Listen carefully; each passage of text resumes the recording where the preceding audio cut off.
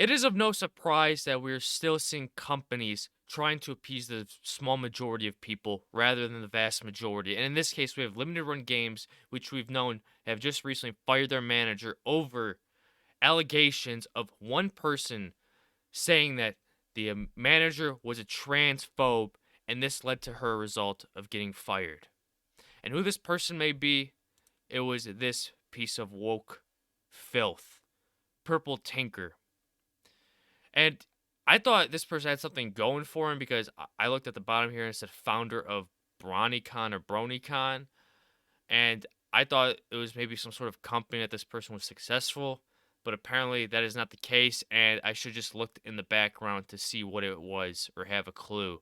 And I looked it up, and BronyCon is apparently an annual convention held on the east coast of the U.S. for fans of the My Little Pony Friendship is Magic television series.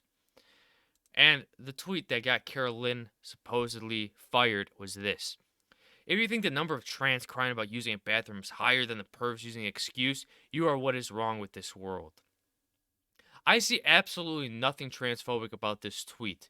She's just comparing that trans people are complaining over using the bathroom, and you're also seeing that the pervs are using similar excuses, just trying to compare the two.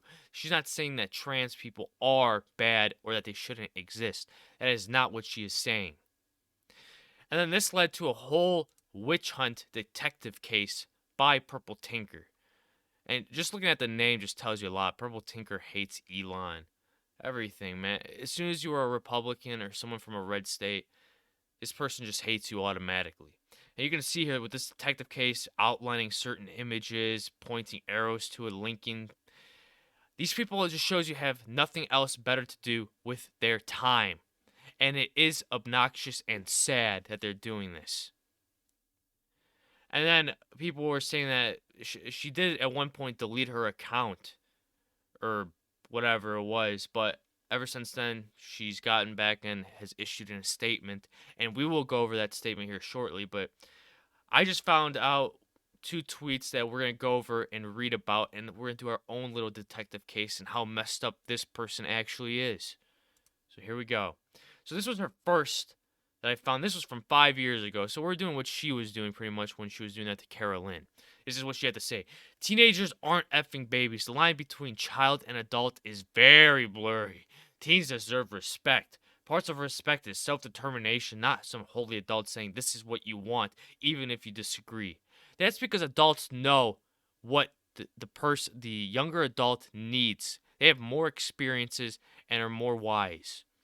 The existence of the term statutory R word denies personhood and self determination to a whole class of people. And then this is what started this whole thread.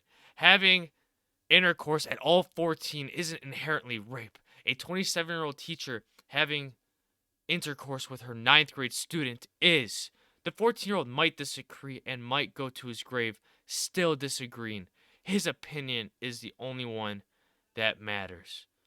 If X has intercourse with you, it is always the R word, even if you disagree. It's a supremely insulting position to take.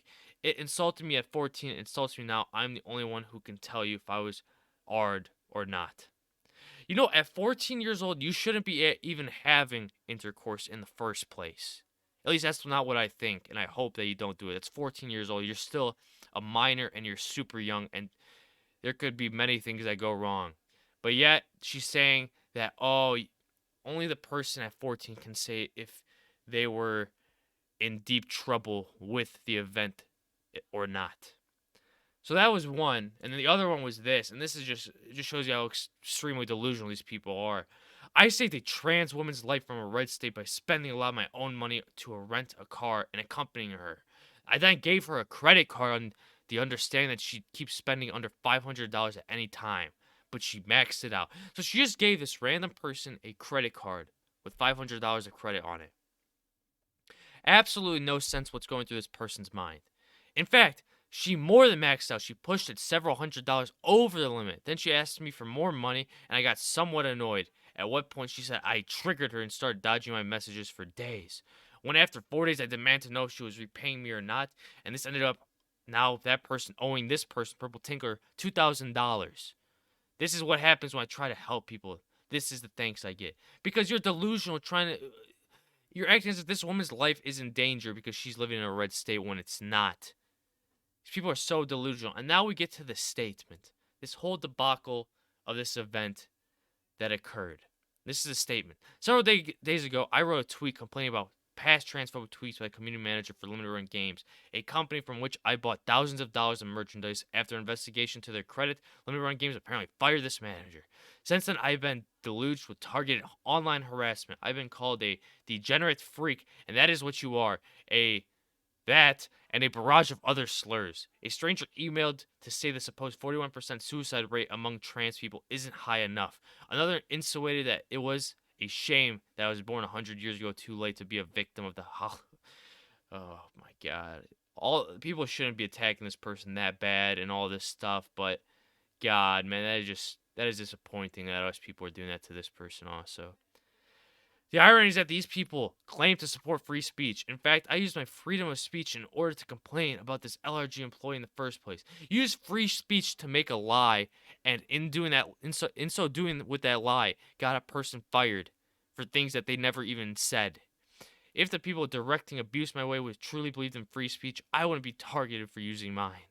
What this is really about is their transphobia. They deliberately mocked my appearance and contrasted it to that of a woman fired from LRG. This reinforces sexist tropes about what a woman should look like, ironically accusing me of misogyny for being a man who got a woman fired.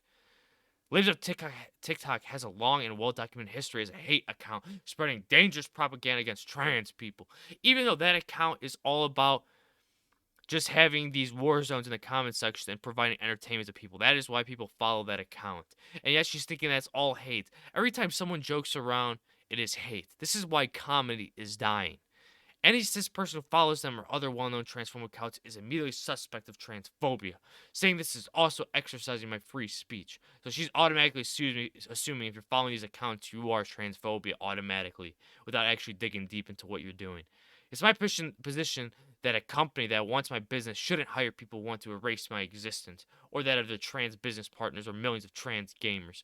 I don't think once did Carolyn say that she wanted for trans people to not exist.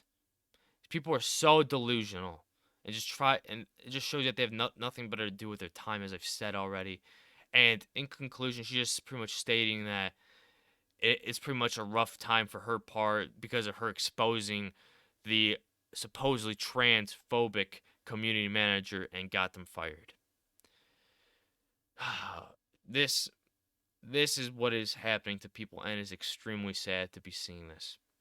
Anyways, I'd like to hear your guys' thoughts on this. If you guys enjoyed, please don't forget to subscribe, comment, like, and share, and I'll catch you all in the next one. Bye-bye.